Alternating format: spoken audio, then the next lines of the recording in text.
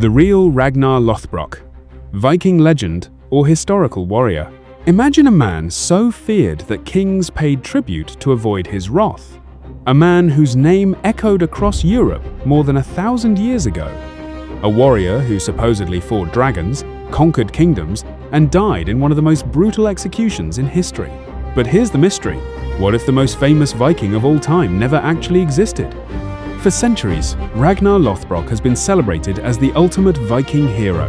He's the legendary warrior portrayed in stories, sagas, and modern television. Millions know him as Ragnar from Vikings, but when historians search the historical record, they find something surprising. The real Ragnar is hidden somewhere between fact and fiction, and today we're going to uncover the truth. To understand Ragnar, we have to travel back to the 9th century, a time when Viking longships terrorized the coasts of Europe. The Vikings weren't just raiders, they were explorers, traders, settlers, and warriors. Their ships could cross vast oceans and navigate shallow rivers, allowing them to strike almost anywhere. Among these fierce Norsemen emerged tales of a warrior named Ragnar Lothbrok. His surname, Lothbrok, means hairy breeches or shaggy pants.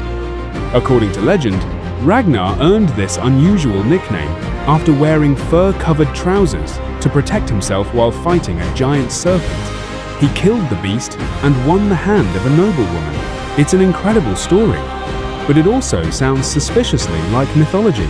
The earliest accounts of Ragnar were written centuries after he supposedly lived. These medieval writers blended oral traditions, heroic legends, and fragments of real history into stories that were often impossible to verify. Yet something fascinating happens when historians dig deeper.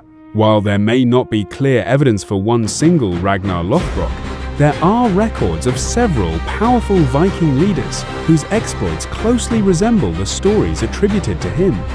One of the strongest candidates is a Viking chieftain known as Ragnar, who attacked Paris in the year 845. The Frankish chronicles describe a massive Viking fleet sailing up the Seine River and threatening the heart of the Frankish Empire. The Vikings defeated local forces with shocking ease. The ruler of the Franks, King Charles the Bald, faced a difficult choice: fight and risk catastrophe, or pay the invaders to leave. He chose to pay. The Vikings received an enormous ransom of silver before departing. Leading that expedition, according to some records, was a Viking chief named Ragnar. Could this be the historical Ragnar behind the legend? Possibly, but the story doesn't end there. Another clue comes from Anglo-Saxon records in England. These records describe Viking invasions carried out by warriors who claimed to be the sons of Ragnar. Names such as Ivar the Boneless, Bjorn Ironside, Ubba, and Halfdan appear repeatedly in historical sources. Unlike Ragnar himself, these figures are widely accepted as real historical individuals. In the late 9th century, they led the Great Heathen Army, a massive Viking force that invaded and conquered large parts of Anglo-Saxon England. According to Viking tradition, they launched this invasion to avenge their father, and that father was Ragnar Lothbrok. The revenge story is legendary. It begins with Ragnar's final expedition. Despite his fame and victories, Ragnar supposedly decided to invade the kingdom of Northumbria in northern England. The campaign went disastrously wrong. His forces were defeated.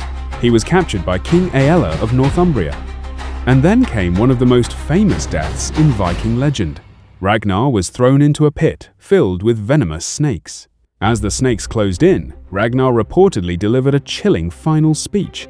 He declared that his sons would avenge him. If the story is true, he was right. The legends say Ragnar's sons responded with overwhelming fury. They gathered one of the largest Viking armies ever seen and invaded England. King Aella was captured. And according to later accounts, he suffered the infamous Blood Eagle execution, a ritual so gruesome that historians still debate whether it was ever actually performed. It's a dramatic tale, but how much of it is true? This is where history becomes complicated. The problem is that Ragnar appears in multiple stories that seem to combine the deeds of different Viking leaders across several decades. Some historians believe Ragnar is not one person at all. Instead, he may be a composite character, a legendary hero created by blending the achievements of several real Viking warriors into a single larger-than-life figure. Think of Ragnar as the Viking equivalent of a legendary king whose story absorbs the accomplishments of many heroes. Over time, storytellers may have merged separate events, battles, and leaders into one unforgettable character. This would explain why Ragnar appears almost everywhere in Viking history.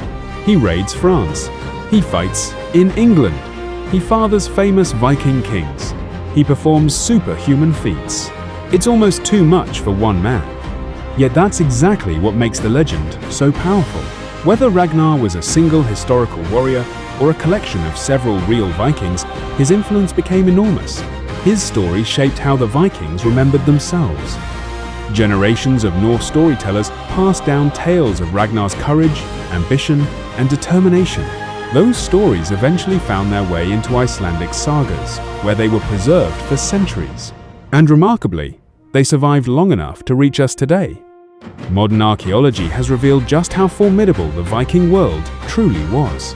Excavations have uncovered massive longships, fortified settlements, weapons, treasure hoards, and evidence of Viking journeys stretching from North America to the Middle East. The world Ragnar supposedly inhabited was very real. It was a world of opportunity and violence, exploration and conquest, a world where a skilled warrior could rise from obscurity and become a legend. Perhaps that is why Ragnar's story continues to fascinate us, because even after more than 1,000 years, we still don't know where the man ends and the myth begins.